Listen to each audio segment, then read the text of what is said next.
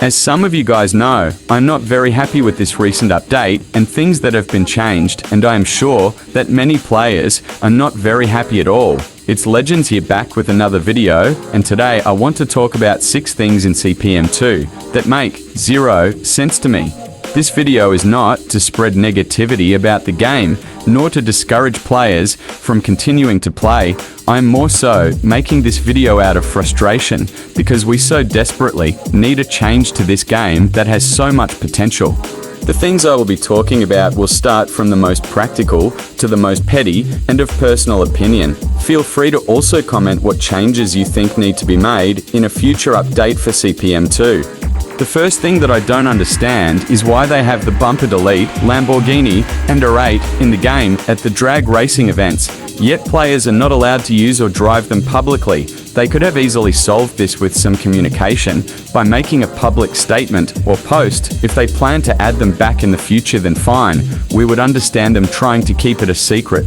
But it is not a secret. They are showing it right in our faces on the loading screens and in the drag racing events. If it was the case that it is not allowed in the game, why is it still there? Don't get me wrong, I do love driving the Lamborghini and would not like to see it completely gone, but at the same time I understand the frustration of the many players who cannot access it.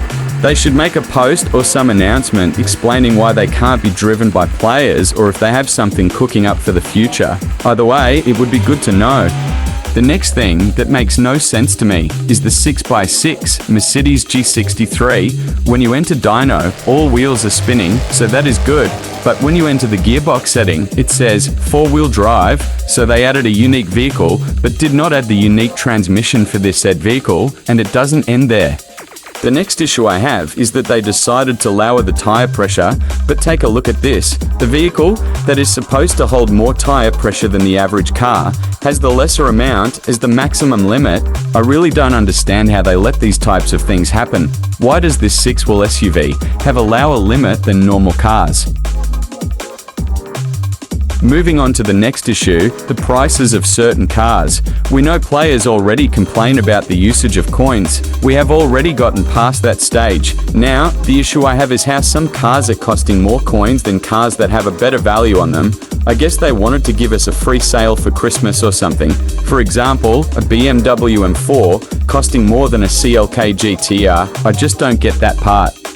The next issue involves the interior of some cars being broken or buggy. I know that in this recent update, they fixed the missing interior for the Dodge Charger, so that is a good sign, but for cars like my RS7, the unique tachometer does not work how it should and is buggy, both in the garage and on the road. This is a premium car, by the way.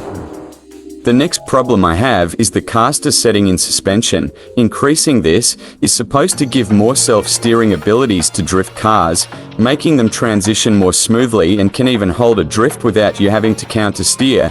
Why would they put this setting as a cosmetic look without any functionality? Because your car still sometimes snaps in a weird way and it transitions in a way that is not very smooth and natural. On to the next problem, and this is where it gets a bit more personal, because this is about the body kits, both the fitment and the usage of active aero rear spoilers. So I want you guys to explain this to me. Why can we use the characters to jump in mid-air, but we cannot use the cars with big wings to drive through said air? This is peak CPM logic, guys, and not to mention the fitment of cars. Where some of the body kits are so wide, you have to stretch your tires to really wide proportions just to get it to fit under the fender. They really need to adjust the length of spaces for cars that have much wider body kit than they usually have to fit.